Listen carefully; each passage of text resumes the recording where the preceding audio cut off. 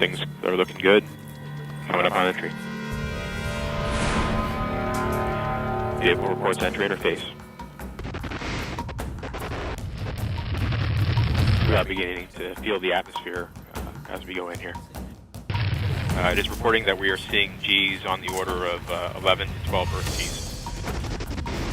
Tank reversal 2 is starting. We are now getting telemetry from Odyssey.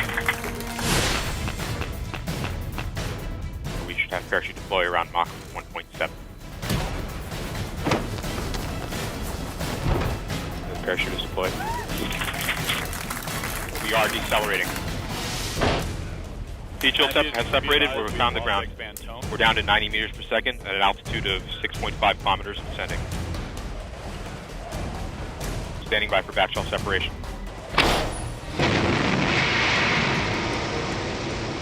We are in powered flight.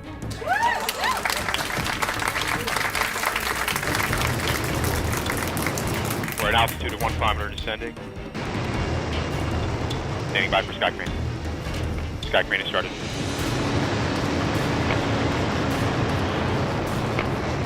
Signal to us, you remain strong.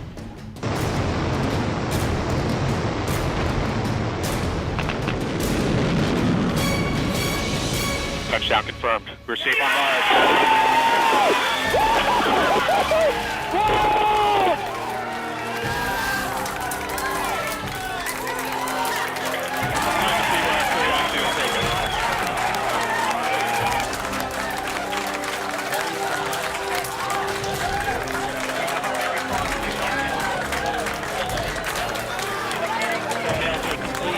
Got thumbnails.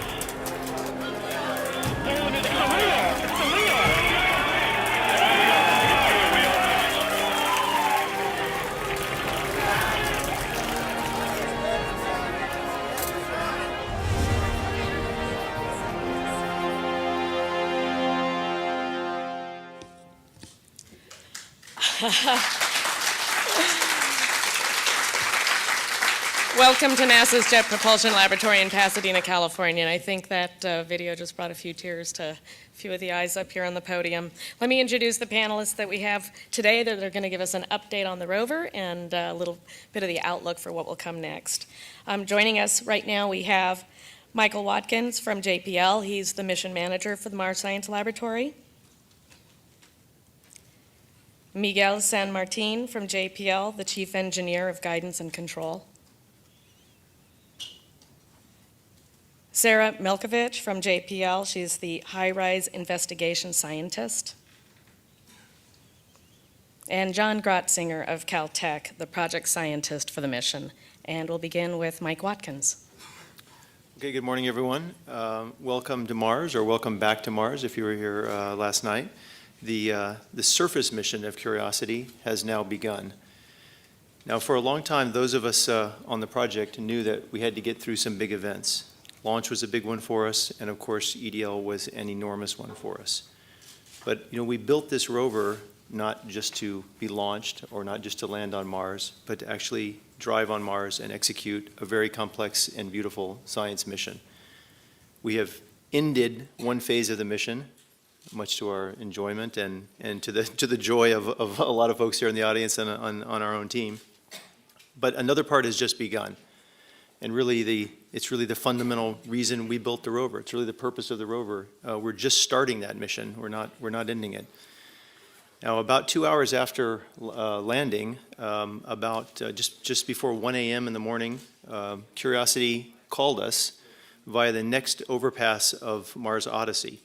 So Mars Odyssey was overhead during EDL, and of course it comes around 2 hours later. Mars has rotated a little bit, and was still over the horizon, and we were able to have a short talk with Curiosity via Mars Odyssey.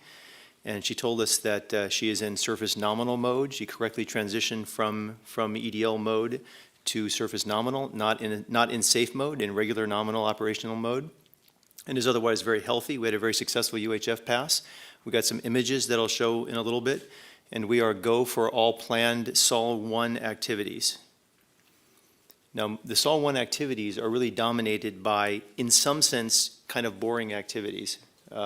Checking out the rover, making sure it's healthy, deploying the antenna. On Sol 2, we deploy the remote sensing mast. So the high-gain antenna, the rover looks kind of like this right now. Now, you're used to seeing the rover like it is in that picture, with its eyes up and with an antenna deployed. In fact, we are stowed down here with the remote sensing mast down, and we're about to deploy this little antenna here. This allows us to talk directly to the Earth with enough gain that it can actually send data to us and be more easily talked to by us. Later, a day or so from now, we're then going to deploy the remote sensing mast so we can take these beautiful panoramas that we've all been waiting to see. But as for now, the first order of business is make sure that our communications to the Earth are healthy, and that's the prime activity for upcoming for today. But last night we got one other beautiful piece of information, and that is a HazCam image. Now, our HazCams, we saw them last night during EDL. These are little cameras that point mostly at our wheels and at the ground in front of us, in the front and the back.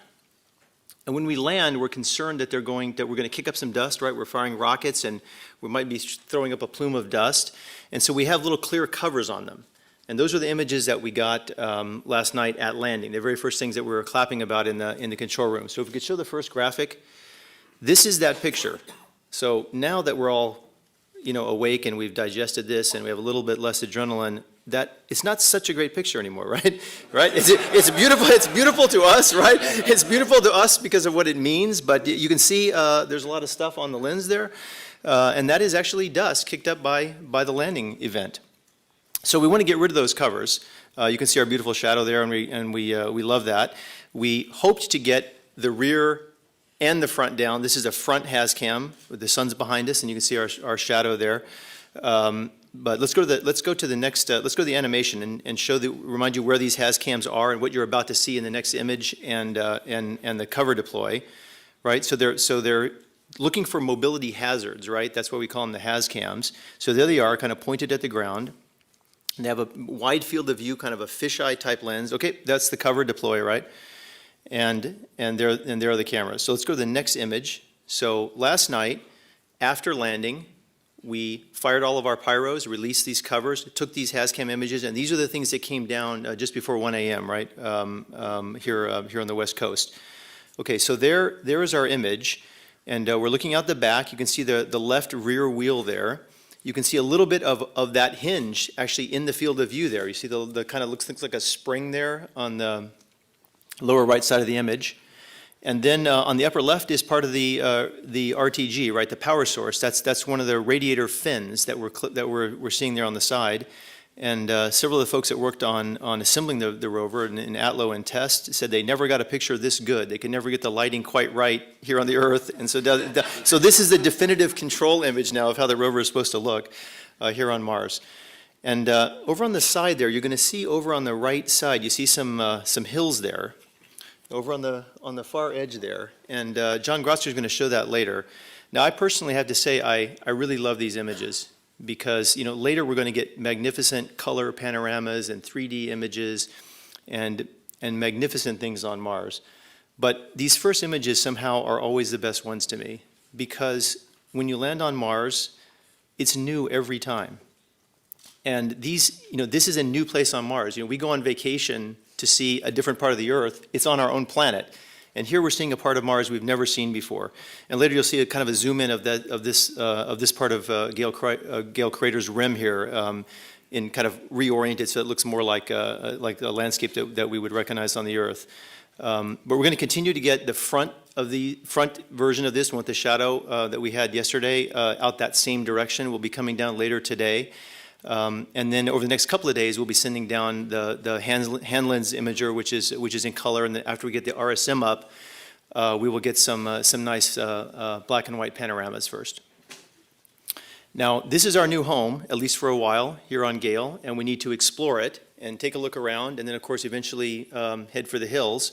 Now, we actually hope in the front HazCam that should be coming down in a few hours from here, we can actually see the mountain of Gale. We think we're pointed kind of east-southeast, about 112 degrees heading. We're at a very slight tilt. We are, in fact, let me look at it here. We are 3.6 degrees negative in pitch, so the front is down by about 3 degrees, and we are left side down about 2 degrees. Now, those are pretty small numbers. We landed pretty much on this table right here. It's pretty flat. We're in a pretty good spot here.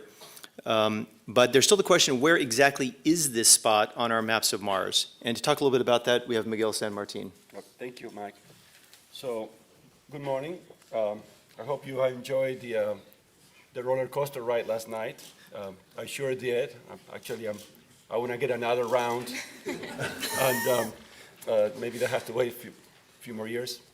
And so the EDL looked beautiful from our monitors. Of course, we haven't had the time to look the data carefully, and the data is going to be coming soon. I mean, right now the rover is full of EDL, a treasure trove of EDL data that is going to help us, once we download it, understand and bring our knowledge of EDL to even higher levels, which is, we are very excited right now, the EDL team, waiting for that data. So I'm going to talk to you about our best knowledge right now of where we landed, okay? It's not, that might change when we get high-rise data, but this is what we know the best at this point. So next picture. Okay, well, we did land inside the crater, so we know that. And you can see there our landing ellipse, 20 kilometers by 7 kilometers. And so if we can get the next picture, please. And there's the dot of where we think we landed. This is 2 kilometers east of the landing, of the center of the landing site, of the aim point, and about, I believe it's a few hundred meters north. Now, let me explain to you where we get that estimate from, okay? This estimate is based on ground navigation done here on the ground by the navigation team that Thomas Martin Moore leads, that, as you saw yesterday, gave us incredible precision in navigation, that we seeded the navigation software of Curiosity with that very precise data. And then Curiosity using its own navigation instruments, in particular what we call an inertial measurement unit, which is it's a relative instrument that can take an initial seed of what the position and velocity is, and it can propagate forward as it measures all the forces being applied to the spacecraft by the atmosphere and its own rockets. So it can, but it is kind of a dead reckoning. So it's kind of like the odometer in a car counting wheels. Okay, so it tends to accumulate error. Okay, so but that's so in essence that point is based on one of the last EVRs, the last piece of telemetry that the spacecraft told us when it touched down. Says, I touched down, and this is where we are. Very confident the spacecraft tells you that. And then, obviously, we need to analyze it, and that's the point, with some corrections that we did with our friends at Langley, based on some technicalities that probably we shouldn't get into.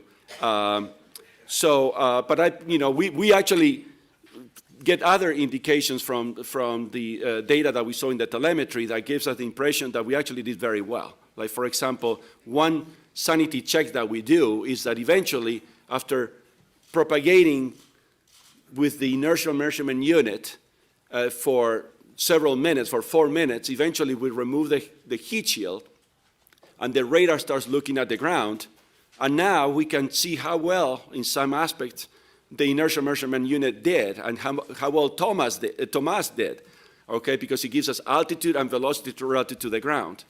And actually, they agree tremendously well. It's within, I mean, it's just so well that we have to look at the data again because it's hard to believe. We haven't been able to get our simulations to work that well, and I'm seriously, yeah, it was a correction of a few meters in altitude and in velocity less than a meter per second, okay? And by the way, and that is also influenced by how well we did, how good was our last attitude fix based on the stars, okay? Just like the old sailors did, we still use the stars, and I think that's great. I mean, it connects us with the past. So we did the final looks at the stars. We figured out that Curiosity did that all on itself, looked at the stars, took the navigation data from the ground, and then he took it all the way down and guided the spacecraft. And that's the best knowledge of where we are. We think that within a kilometer is our estimate, but we have to wait for precise localization by HiRISE. So that's all I have to say. Thank you. Sarah? So speaking of HiRISE, we heard a lot, you've heard a lot about how Odyssey was listening to MSL as it came in for landing, but Odyssey wasn't the only orbiter there listening. Mars Reconnaissance Orbiter was also there, and MRO wasn't just listening, we were watching.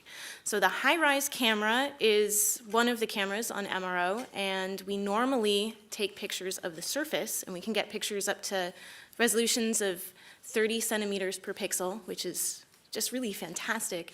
But what we did this time, if you can go to the graphic, there's MRO coming along, and we actually took a picture with HiRISE as MSL came in on the parachute. So you can see the little dot there is MSL moving across. The box shows our image. There's the parachute. And if we zoom in, there we go.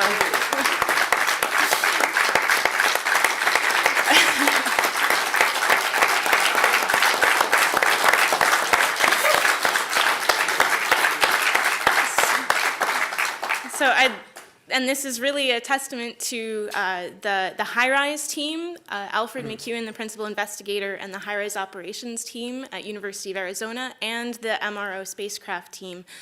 This was really, we've been working on putting this imaging sequence together since about March. We've been tweaking it and updating it as MSL has been getting closer and closer to Mars, but the final commands were sent up a couple days ago.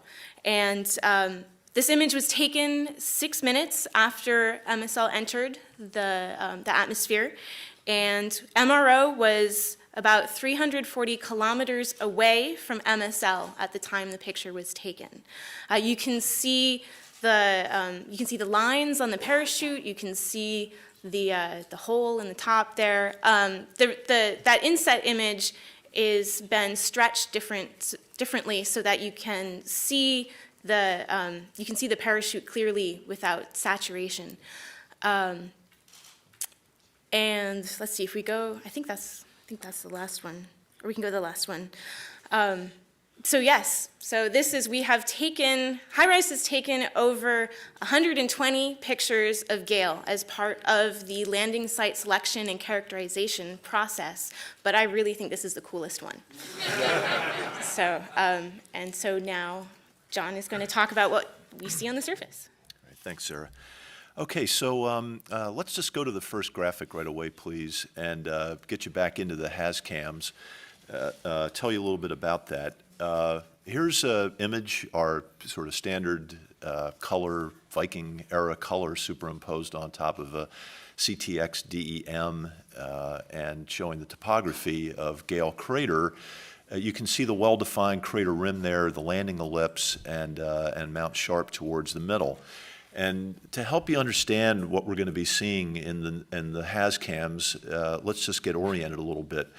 So north is up here towards the top of the image, and therefore if you go counterclockwise, that takes you into the northwest quadrant, and there you see the rim. So the northern rim of Gale Crater is actually considerably lower in elevation than the summit of Mount Sharp, and you can even see where the rim is breached a little bit there.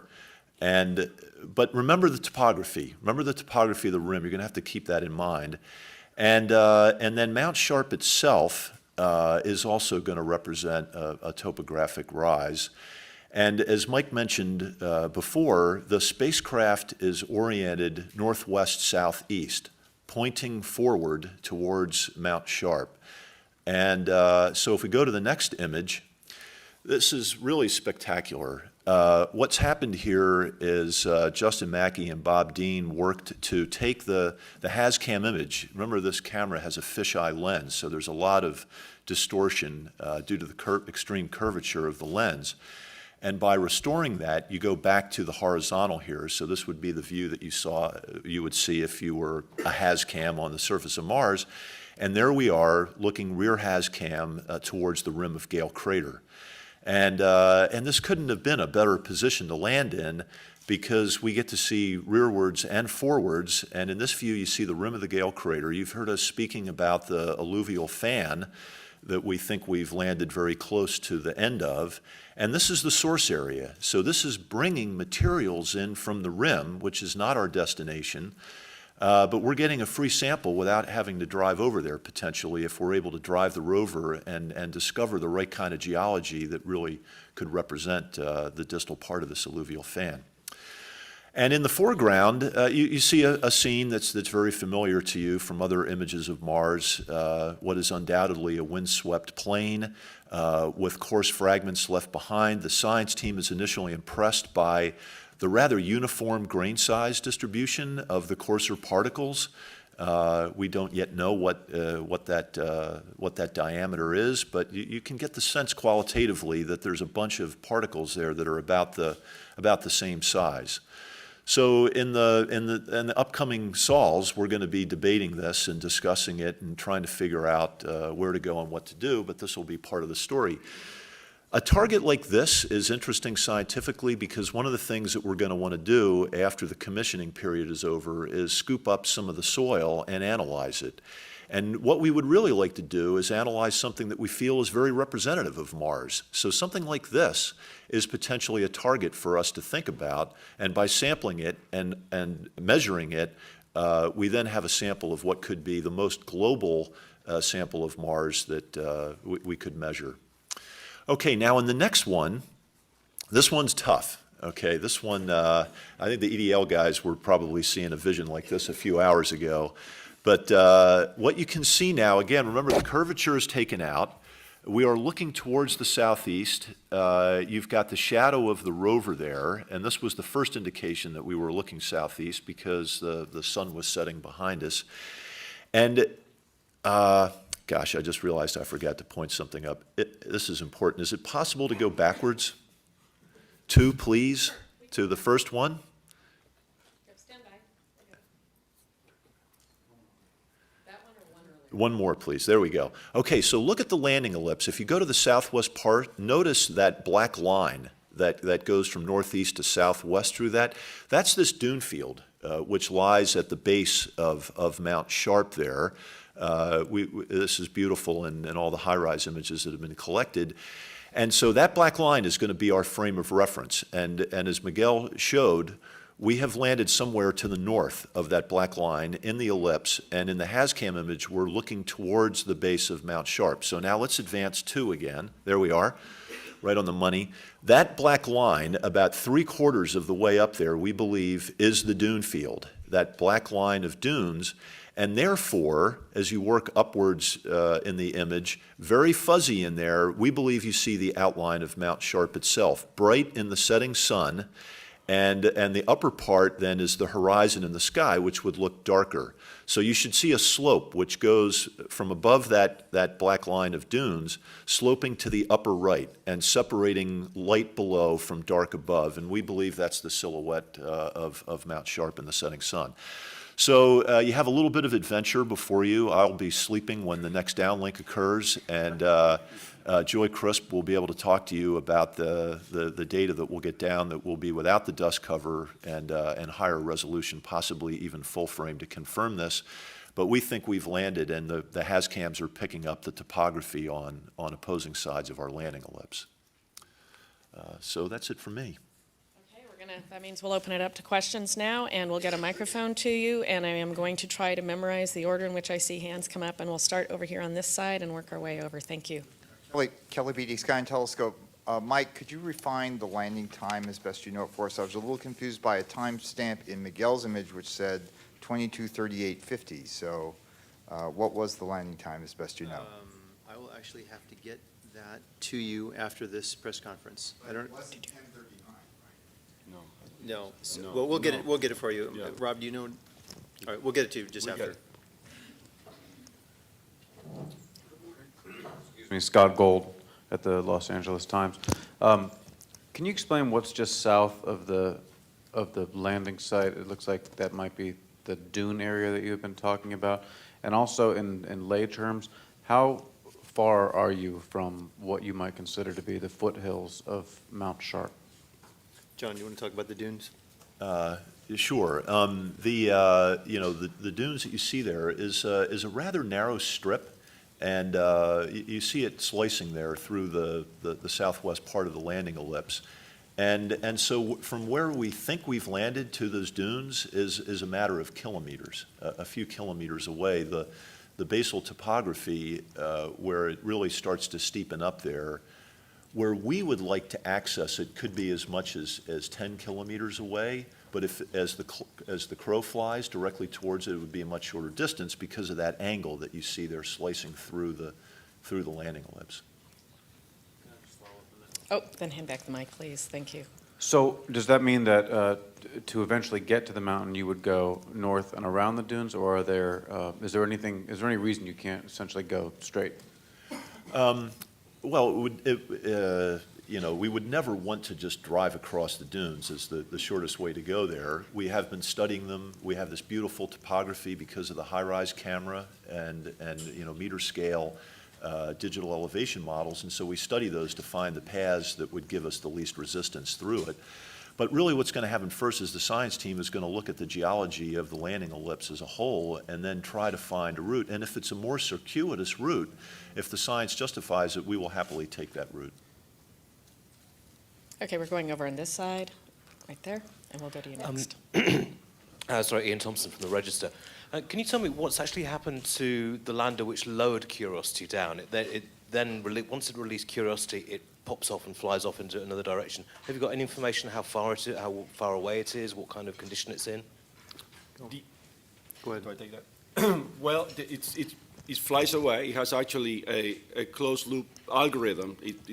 Very rudimentary. It doesn't need to be very sophisticated because we want to crash it far away, 400 meters away. And we do tell it a heading, okay? So we told it to go essentially towards the north. Okay? And where it is, but we don't have telemetry, that part of that mission, so we don't know. So the only way that we're going to find out is through high-rise, taking an image. So, but we think it's going to be hundreds of meters. It's designed to do that. Okay, go ahead. Hi, Eric Han with Nature. Questions for Sarah.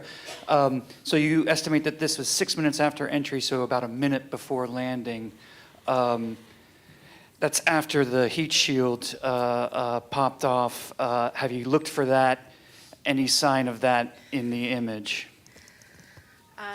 No, we haven't looked for that in this image. I don't know if we'd be able to see it in this image. I'm not sure. We will be taking images of the landing site in the days to come. We might be taking an image within the next day, but we're definitely taking, that one would be a little hazy. But we're taking a very good image 6 days from now, and then another one 12 days from now. And in those images, we'll be able to look for where the other components landed. And as a quick follow-up, what's your best estimate for the resolution of what we're seeing here with the parachute? How many centimeters per pixel? 33 centimeters per pixel. Thanks. I'm going to keep handing it down the row. I think there were a couple more. By the way, I could just add one thing on that. The image we're trying to take as soon as possible is to help with the problem that Miguel was talking about, which is to localize the lander with respect to topographic features that we can see to get it registered onto a map to aid the dynamic solution that Miguel talked about. So we hope to have that in just a couple of days.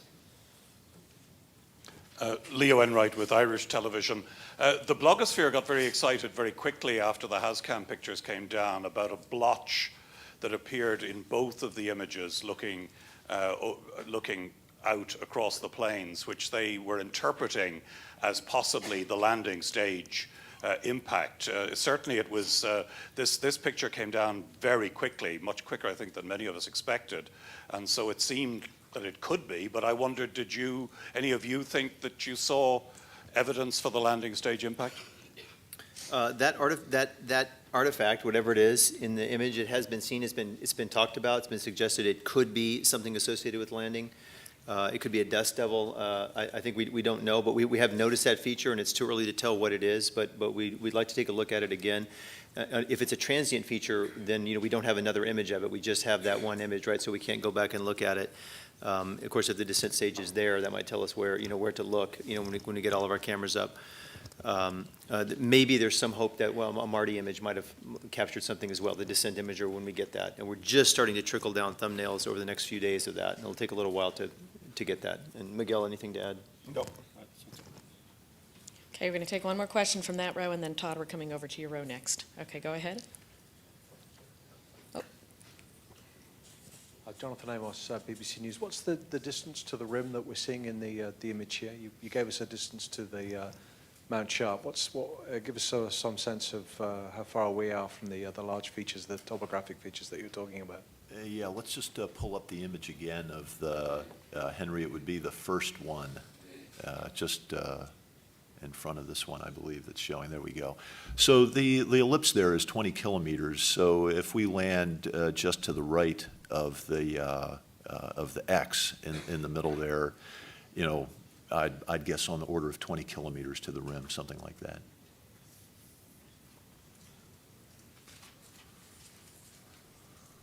Okay, we'll take one here in the front row, and then we're going to move back here. Hi, Leonard David with AIAA, Aerospace America, and Space.com. Just curious on the Sky Crane as far as residual fuel. I heard a number. I just wonder if you got refinements on it. And what was the touchdown speed? Any way you can appreciate what exactly speed you hit surface? Well, yes. As far as the first, I'm going to ask my friend and colleague Adam. He's not here because I don't. But yeah, it's 140 kilograms. 140 kilograms, was it? I think it's 140 kilograms. That's my memory, yeah. Yes, okay, that sounds about right. So we ended up with a lot of kilograms of fuel, which is a, good thing, I guess. That your second question. As opposed to the opposite? Yes, I take that first, right? The touchdown speed. Oh, the touchdown speed reported by the spacecraft itself, with its navigation sensor, is 0.7. It actually was dead on the money, right? Prior to it, the declaring touchdown. Okay, so we were coming at 0.75 degrees. Now that's 0.7 meters per second. 0.75 meters per second, which is the intended velocity. Now, if there is a bias or an error in the navigation sensor itself, you could not tell that. So it's going to require more analysis to really, especially for Marty, it's going to be very useful to be able to really tease out what the velocity, the true velocity is. So right now we can only give you what the spacecraft thinks its velocity was, and that was 0.75 meters per second vertically and 4 centimeters per second horizontally. Okay, so it's a very small number compared to previous attempts. So we'll see whether the imaging coming down, whether we can corroborate that number. It would be nice for a guidance and control point of view, if that's the case. That's called straight down. Yes. And maybe for Sarah, just maybe gauging the difficulty, the degree of difficulty. Everybody's into the Olympics. Between Phoenix and imaging Curiosity coming in, was it tougher? It was tougher because of the relative positions of the two spacecraft. The team sort of internally guesstimated that Phoenix they had an 80% probability of getting that image, and MSL it was a 60% probability. So this was, this was a great shot. Okay, Todd, go ahead. Todd Halverson, Florida Today and USA Today, for whoever can handle it. Based on what you know right now, could you update us on when you expect the delivery of higher resolution black and white photos, color imagery, the first panorama? You mentioned thumbnails were coming down from Marty, and maybe the first full video from the descent camera. Thanks. Yeah, so basically the date, we're still on the nominal plan exactly. And I think in one of the earlier press conferences, Richard Cook gave an approximate list of dates. So basically we start to get, we believe we'll get a front has cam that has the same resolution as the rear that we were showing today in just a couple of hours from now, about 11:30. And we will start to trickle down some thumbnails from the descent imager. And then in the next day or two after that, we start getting better resolution Martys as well as our first panoramas these are black and white panoramas. We also get a single color frame from the Molly instrument, which is in the stowed position, but it looks out to the side and it can focus at infinity, and that will look a lot like a single frame, kind of panorama image that you're used to seeing. It looks like it doesn't look like it's taken from a microscope. It looks like a regular camera since it focuses at infinity. So that will be the first color image that we get down, that Molly image, and it's about 2 days from now. Okay, you were next, and then we're going to come forward to you, and then. Hi, this is Mike Wall from Space.com. I guess this is for John. If you guys can't actually find where the sky crane came down, or actually identify some of the craters that were created by the ballast being ejected, I mean, how high a priority would it be to go check out those new, fresh impact craters, as sort of compared to all the other work that you would like to do? An inevitable question. In terms of where the sky crane came down the descent stage with all the hydrazine that might be present there, we would actually really prefer to avoid that.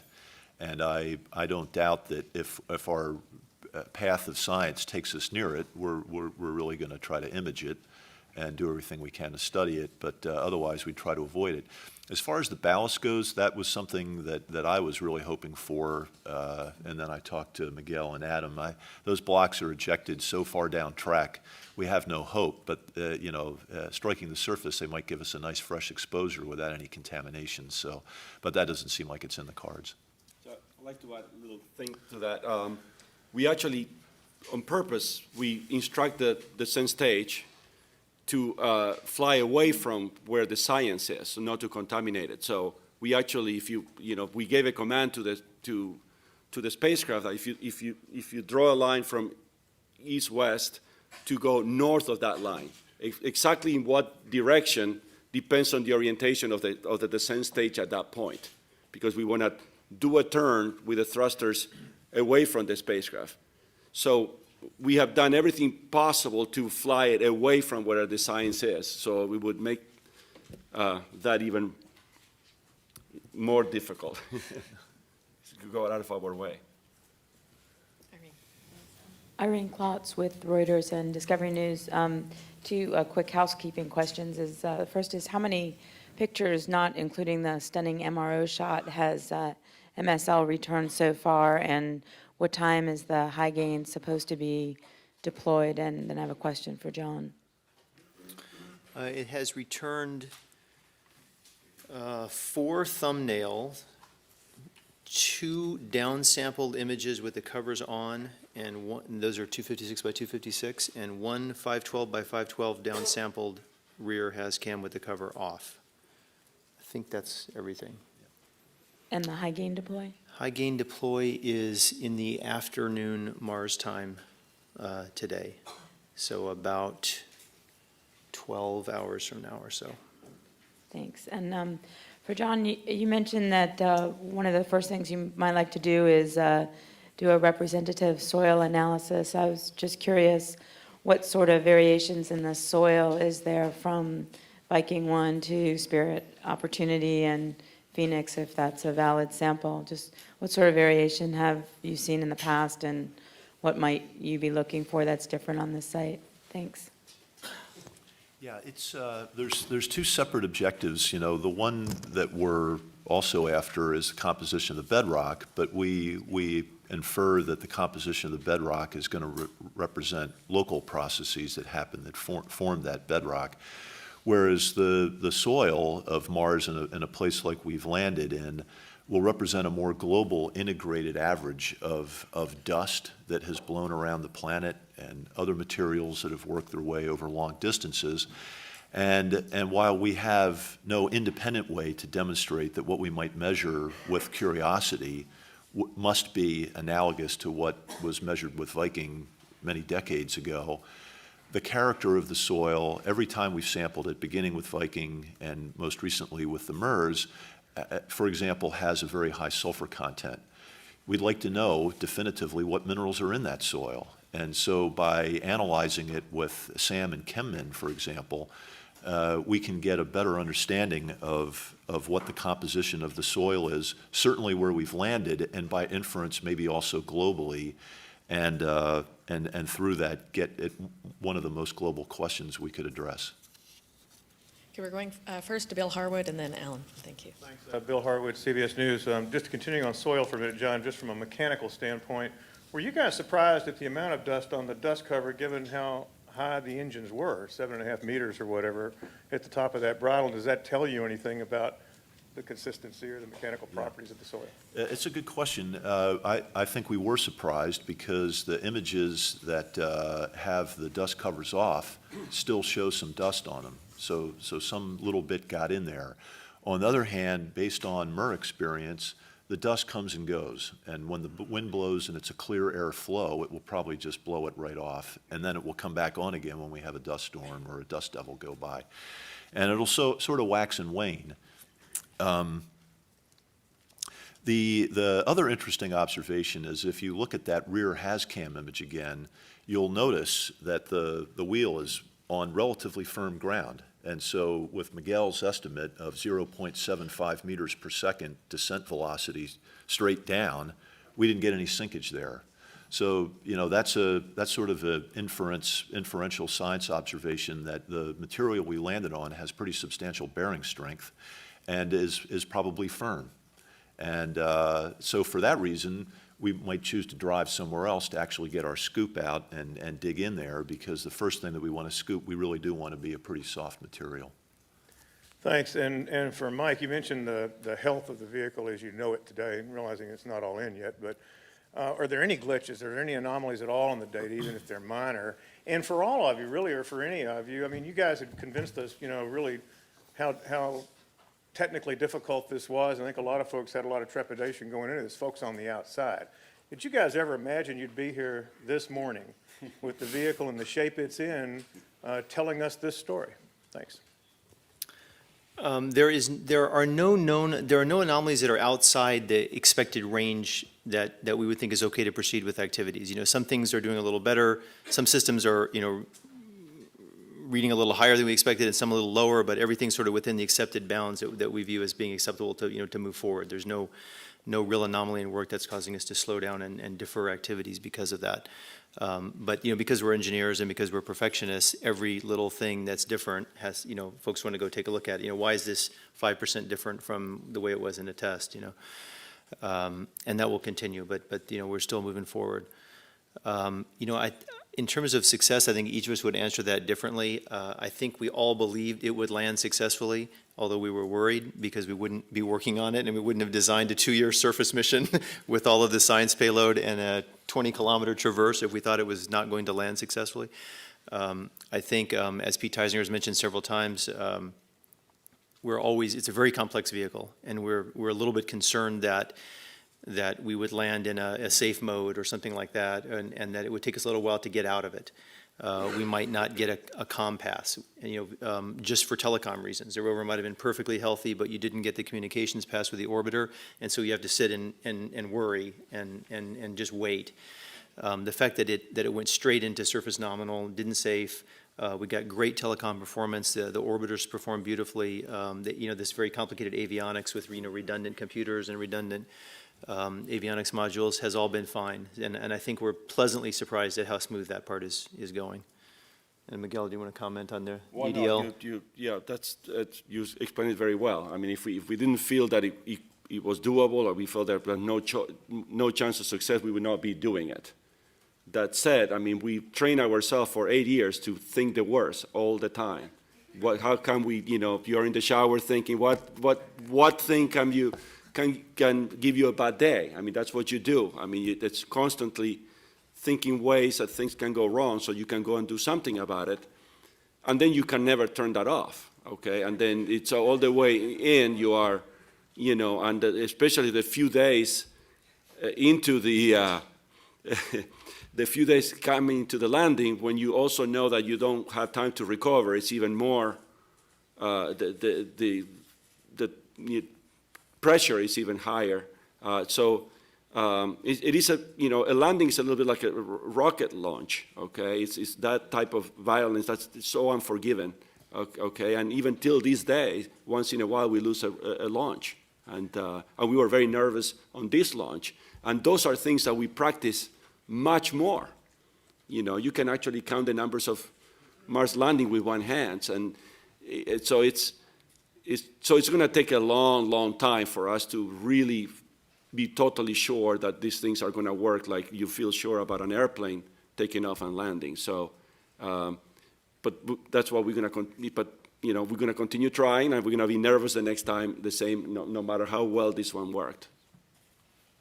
I think we need two hands now, though. We I think we reached a state where we can't need count to. anymore. Just barely, just barely. I'm not doing too badly.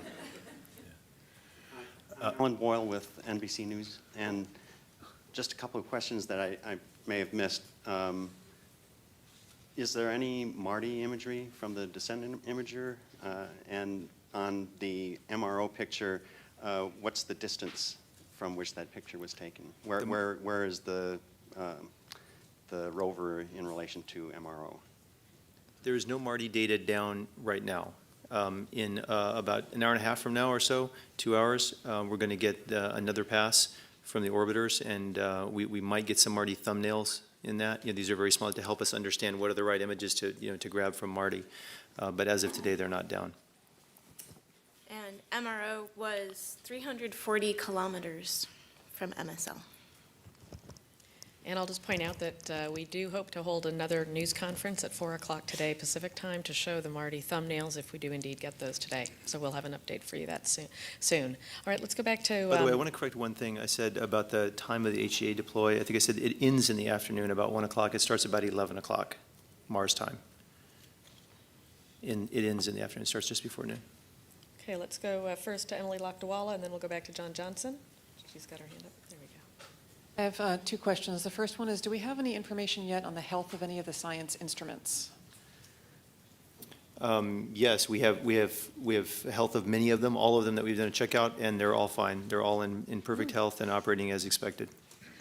And the second one is that it's a well-known adage that if you get 406 scientists in a room, there will be 407 different opinions about what's going on. So I was wondering, I know it's very early, but if you have any kind of different ideas that are floating around about some of the things you're seeing in the foreground there. It is, I think it is still early, and as you might guess, there's only a limited amount of information that we can draw from this, and I think that the team, we had a great discussion this morning, and I think most people felt that we're on a gravel plain of Mars, a somewhat familiar scene, but with a rather uniform grain size distribution. This does not look like a ballistic impact ejecta, for example. And is that the rim in the background? Everybody agrees on that. We had a lot of discussion about the alluvial fan, how we might explore the ellipse, and discussion about that. I'm kind of amazed with, we did this crowdsourcing exercise and mapping, and a bunch of people got quads, and we had a remarkable amount of agreement, which is probably mostly a testimony to the relative simplicity of the geology. And that's a good thing, because we're a complex spacecraft, and simple geology is a good thing to start off with. Okay, I know we've had, you've been waiting for, oh, I'm sorry, John Johnson is next, but after that, we're going to you, and then we will go back down that row over there, and then come back here. Thanks. Go ahead, John. Thank you. I just wanted to follow up on the last question about the health of the science instruments. It seems to me the SAM instrument, with all those moving parts, is particularly, well, I don't know if delicate's the right word, but you say the instruments have so far checked out. I mean, can you say anything specifically about SAM and whether you feel confident everything is in shape? John, you want to comment on that? Yeah, there's a series of tests that relate to SAM's performance, and so today it was an electrical test that worked well. The first test, and everything looked nominal with regard to that. Okay. And what happened to that dust storm that was talked about a couple days ago? Dissipated. Oh. Beautiful, clear day. Okay. When we landed, yeah. And certainly you're right, we have not completely checked out all the modes of these instruments. We first do kind of just, electrical test and basic tests of the instruments, and there's a lot of scientific calibration and a lot of extra modes and complex modes of the instruments that will take us a long time to get through. And that's true of our own systems, the drilling system, the saw spot, all of that. So, we should not think that we're completely out of the water yet. We've got weeks, if not months, of checkout before we're completely confident in the entire payload. Yeah, just to add a little bit more, the one major observation that we planned today is a rad observation for 5 hours. And there was plenty of time to do that, so that's not a checkout, that's 100% data collection. Hi, I'm Rafael Garcia with Folha de São Paulo, Brazil. My question is for Sarah. Will MRO be able to spot the rover in the ground, even if it's just a single pixel? And will the orbiter have any role in helping the rover navigate apart from relaying the data? Well, first, yes, we're going to be able to see the rover.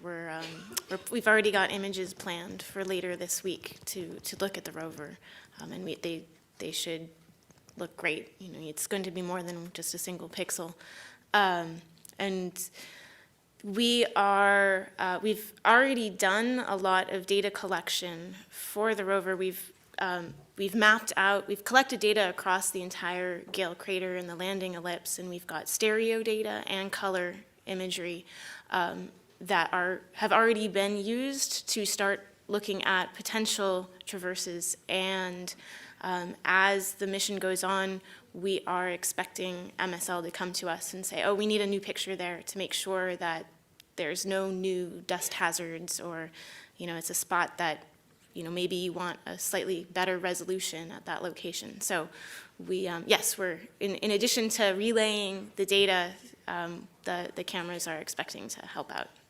Yeah, and I would reiterate that the MRO data that we have has been absolutely critical to landing site selection. Our ability to find safe, flat spots with relatively few rocks. As mentioned, we basically tiled all the landing sites with the potential landing ellipses with 1 meter type coverage, even stereo coverage. And our rover drivers have actually started to use those maps to plan out long-term traverses, good candidate traverses. And I think there was an earlier question about driving across dunes versus other terrain. And the rover drivers actually have algorithms that say, it's slow to go over dunes, or it's dangerous, and it's fast to go over non-sandy surfaces, flat surfaces. And so they've tried to present some optimal options, optimal paths to the science team to take a look at. And they'll be working closely with the science team and with John to come up with those drives. And they're, up until now, basically 100% based on high-rise imagery. Frank O'Brien, americaspace.com. So now you have 2 working rovers on Mars, and one of them has a tremendous amount of data that you're going to be expecting every day. Are you going to be getting into situations where you're going to have scheduling constraints on the orbiter relays or the DSN? No, actually, the orbiters are able to support both. In fact, Odyssey has 2 partitions that can cover the largest paths that either MER or MSL can generate, and so we think there's very little conflict there. I just want to add, there are also the 2 rovers are in different places, in such different places that the timing of doing one relay, it's not going to interfere with the other. Okay, Leo's going to go next, and he will run that mic down your aisle there. Okay, Leo, go ahead. Leo Enright from TV again. I'm sorry if I have to ask Mike Watkins to clarify his clarification about the HGA deploy. You said 9 o'clock. It's just I can't do it in my head, the translation. You said 9 o'clock local time for the deploy, but you're now saying something different. I wonder what that was. No, I said afternoon before, and it actually ends in the early afternoon rather than starts in the afternoon. So it starts around 11 o'clock Mars time, and right now it is about 12 hours after landing, so it's about 3 o'clock in the morning on Mars right now. So 8 hours from now? 8 or 9 hours from now, yeah. Okay, and if I may, just a quick question for John Grotzinger. Some light reading, perhaps, since we now are going to get to know this crater very well. Can you recommend a paper that would kind of be the definitive one to read while we eat our cornflakes? Yeah, I'm a little bleary and can't just recite the references right now, but there are several review papers that have been written, and if anybody sends me an email, I'll be happy to send those along. Jonathan Amos, BBC again. You know the orientation of the rover now, so you know the orientation of the Mali camera. What is going to be in that first color image? I actually do not know that. That's a good question. I should know the answer to that. We can quickly tell you that. But after It's stowed and looking out to the side. Yeah. And so we had always hoped that the rover might land with an orientation where Mali might actually capture Mount Sharp, and it's potential that it would be either oblique or toward the crater rim. I think it's going to be on the flanks Yeah. of Mount Sharp think so. and crater rim. But it matters a little bit, you know, we have this 112-degree azimuth plus or minus 5 degrees or so. It matters kind of exactly where how the flanks are and where the central peak is. And I think we probably could get a better answer for you relatively quickly. You'll see it tomorrow at this time at the press conference. Hi, yeah, Eric Ham with Nature again. So let's assume that Miguel's tracking data for the moment is correct and that you've landed 2 kilometers or so down track, a little bit closer to Mount Sharp than you expected. So John, my question is for you. Behind you, you have where you thought you were going to land, you know, the foot of the alluvial fan with those interesting thermal properties, and in front of you is your main target. So are you going to go in reverse, or are you going to go ahead? Well, you know, the boundary between where the alluvial fan ends and the base of Mount Sharp is diffuse. All alluvial fans ultimately taper out and they fine in grain size. And we really want to be on the downslope side of that if that's what's going on there. So the goal of the crowdsourcing mapping exercise was to be able to compile a map that made a first crack at sort of units, different types of geological units, but also IDing key bits of outcrop, maybe the height of the podium here. 1 meter, 2 meters, maybe 3 meters, things that constituted part of that 1% EDL risk. That's what we're after. And so what we would do is string together a pathway that would link us between these, and if it takes us back towards the fan, then we'll go that way. And if it takes us forward, then we'll go that way too. So, you know, most geological mapping exercises do not involve a traverse in just one straight direction. And our goal is not just to head for the hills. What are the size of these boulders that you want to string together? Well, you know, each one of these quadrangles is roughly about 1.5 kilometers on a side, and within every one of them, there is some kind of a scarp. And so what we're trying to do is to piece together a stratigraphic section of the landing ellipse using the mapping as an efficient way to go around and check all of the points that would contribute towards that stratigraphy. And probably speaking. You said you were trying to string together certain objects in your path. What are those objects? We don't know yet. Stay tuned. Yeah.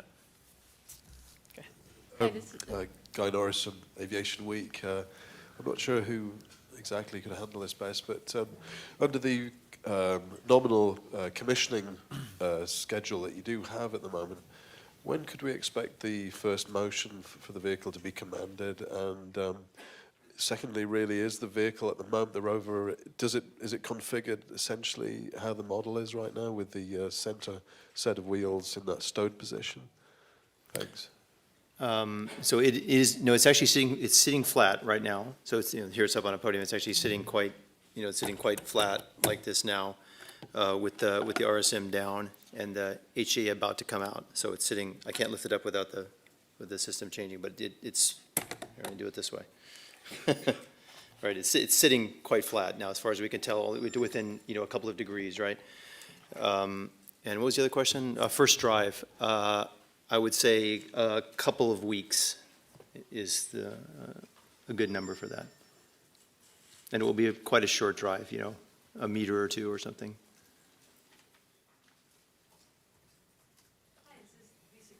scientist. I had a question for Sarah and then one for everyone here. Will HiRise be able to see the craters that the ballast made? And do you plan to look for them? I'm not sure. Okay. We are going to be looking for the various hardware components in future images, and I don't know what we're going to see. And then for all of you, I heard you're going to be living on Mars time for the first 90 sols, is that right? And how come only for 90 sols, and then what happens after that? Well, that's a good question. That's a good question. And I'll answer that. I was joking with Gentry just before this, that you can tell who was working on a Mars time here at night by who's still wearing the landing shirt. John. The thing about these missions are really twofold. One is we have to learn how to use this very complicated machine that we've built. And it's in a new environment, and it behaves differently than it did in the test bed here. It's got different gravity, it's got different temperatures, it's got everything. Different from exactly the way we tested it. And we tested a range of activities, but you have to find out exactly how it's going to behave when you're at Mars. And we need to get comfortable with that. We need to do that efficiently. So we want to run through our paces in an efficient way. And by working Mars time, it gives us basically 16 hours to plan an uplink while the rover is sleeping at night on Mars. So we can take a long time, and of course if we don't rotate with the Mars day and night, then we start to lose time. We start to lose that ability to keep track of the Mars night while we're working.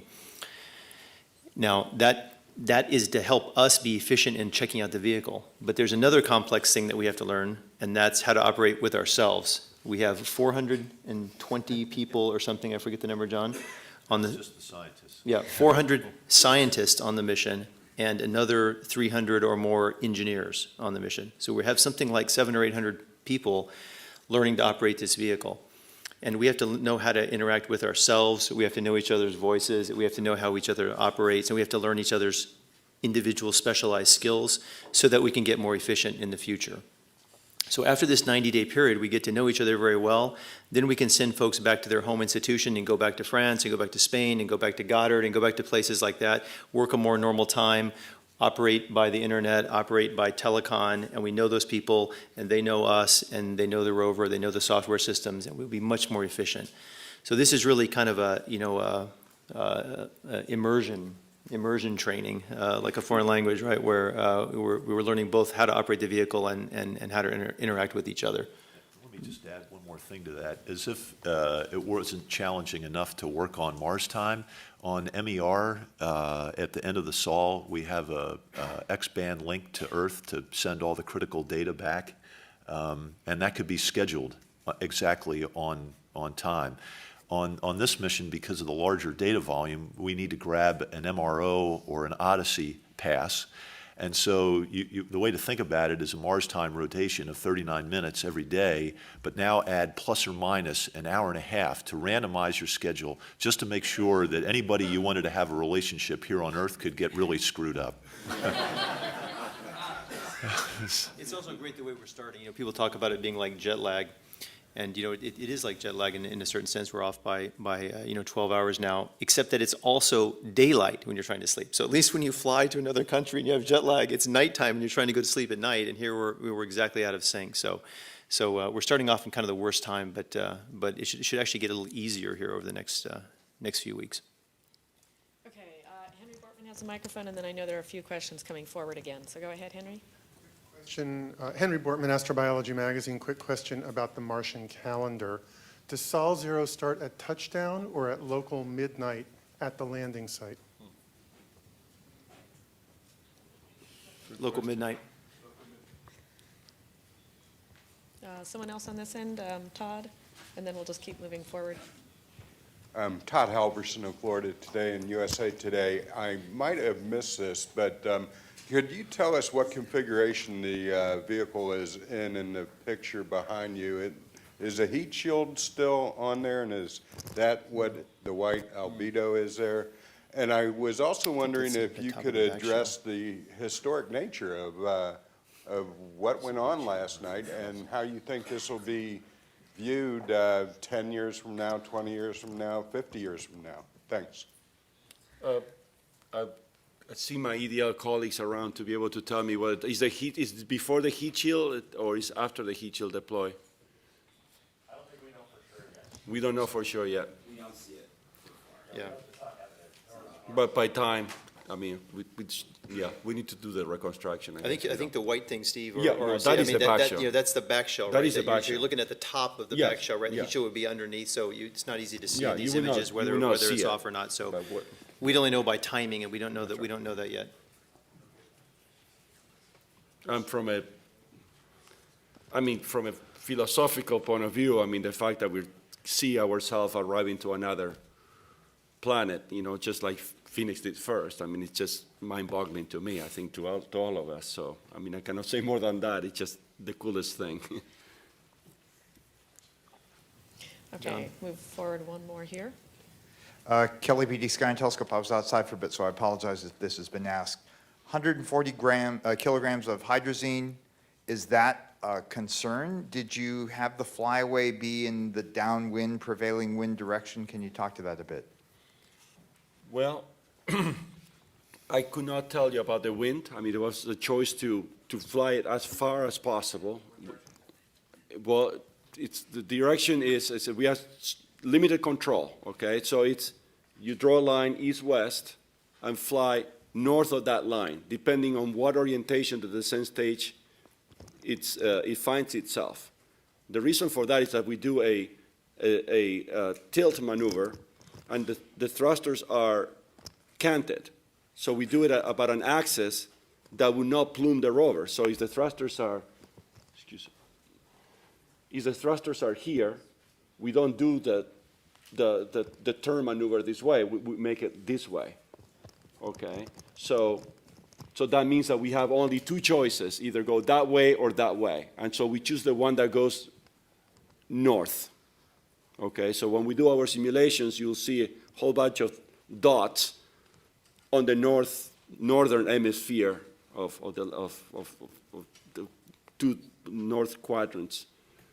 So that's what we do. Now, that was picked up between the scientists and the engineers looking for all the conditions, including winds. Okay, let's go to Irene again. Oh, I'm sorry. You know, Irene, take the mic, but we have a question back here first that we'll take.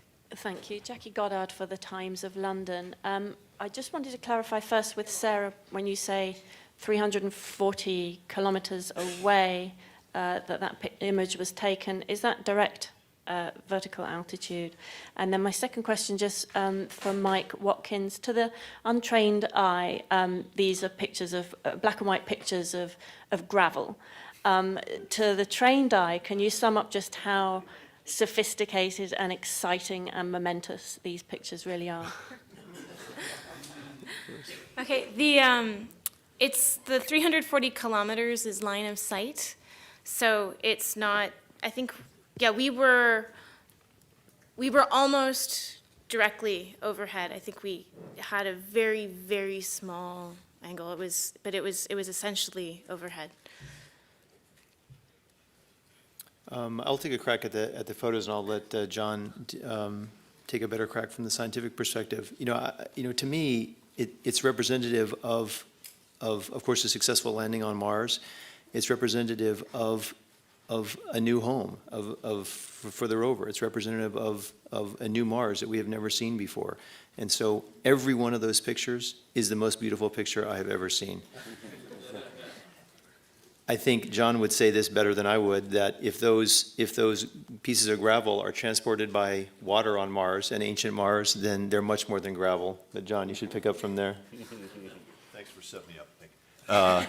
You know, a minute ago there was a question down here about what this mission means to you, and I think for us at this point as scientists, we haven't even scratched the surface, and really what's amazing about it is the miracle of this engineering. That's all you can do is sit there as a member of the science team, and Don Hassler's a PI, the rad instrument, he's sitting behind you there, he's nodding his head. It is a miracle to us that we have chosen this place as a result of scientific deliberation. This EDL system for the first time in the history of landed missions, allowed the science community to choose between 4 options. None were excluded by engineering. The final 4 was a debate of scientists that like different flavors of chocolate and vanilla. And then when it comes down to creating a priority of images to downlink, and you have your choice of the front has-cam and the rear has-cam, the most amazing thing about it, to get back to one of the things that Emily was pointing at, you have a group of engineers and a group of scientists, and here's what happened. Jennifer Trosper comes up to me and says, John, we really need to get the engineering state of health data down. That's a top priority. And I said, of course, I agree. And we think we might be able to sneak in an image. What would be your first choice? Would it be the front has-cam or the rear has-cam? And all of the scientists wanted the rear has-cam, and all the engineers wanted the front has-cam. And the reason for that is they said, well, there's no obstructions in the way. The wheels aren't in the way. It's the most open view of the terrain. Isn't that what you would want? And all the scientists said, no, we want to see the wheel on the ground because this is not a moment for science, it's a moment for engineering. And when you see that wheel on the ground, you know you've landed on Mars. No semaphore tones, no people jumping up and down. You actually see a picture of the surface of the planet with a spacecraft on it, and that is the miracle of engineering. Thoughts with Reuters. I'm not sure who to ask this to, and please don't laugh if it's really silly, but with the nuclear power source, could you just explain a little bit about why daytime and nighttime and rover sleep is important or a factor? Sure, and it's maybe not quite as obvious as it's certainly not a silly question at all. So the RTG generates just a little bit of electricity, and we think of it as a trickle charger of our batteries. And we are always operating on the batteries during the day, and at night we're trickle charging them back. The other big advantage is it generates a lot of heat. Most of what the RTG generates is heat. We take a little bit of that heat with a thermocouple and make a little bit of electricity, 100 watts or so. But that heat keeps us warm. It prevents us from having to use a lot of heaters, electrical heaters for warmth. So we circulate a fluid loop, think of it like a Freon loop or something in an air conditioner, to take that heat and pump it around the rover body and keep the rover warm. So, we still need that's where most of the energy goes, and the rest of it trickle charges our batteries, and we use the batteries during the day. And that's not as big limitation as you think, because of course we want to take pictures and we want to see what we're doing, and we want to look at the workspace and look at rocks and pick targets out, and you want to do those things during the day and not at night. It's warmer during the day, so it really fits pretty naturally, the operations concept that you'd want to do. All right, we're going to end the press briefing for today. Of course, those of you in the room can come up and ask some more questions afterwards. As a reminder, I already mentioned 4 o'clock today. We hope to do that follow-up news conference with Marty Images. After today, we will do daily 10 a.m. news conferences, so please join us for those. And if you want to stay in your seats, we're going to take one look again at what it was like in Mission Control last night at 10:30. Thank you for joining us.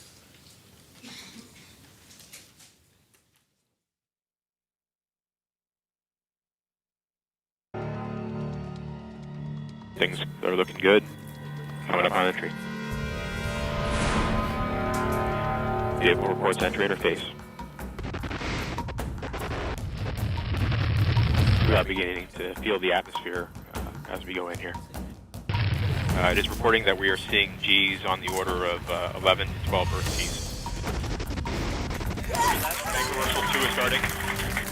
We are now getting telemetry from Odyssey. We should have parachute deploy around Mach 1.7. The parachute is deployed. We are decelerating. Heat-shield has separated. We've found the ground. We're down to 90 meters per second at an altitude of 6.5 kilometers descending. Standing by for backshell separation.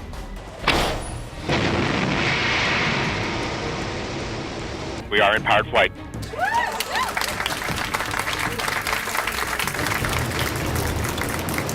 We're at an altitude of 1 kilometer descending. Standing by for sky crane. Sky crane is started.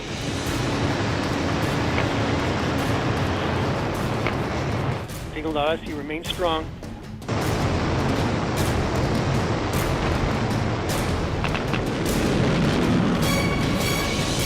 Touchdown confirmed. We're safe on Mars.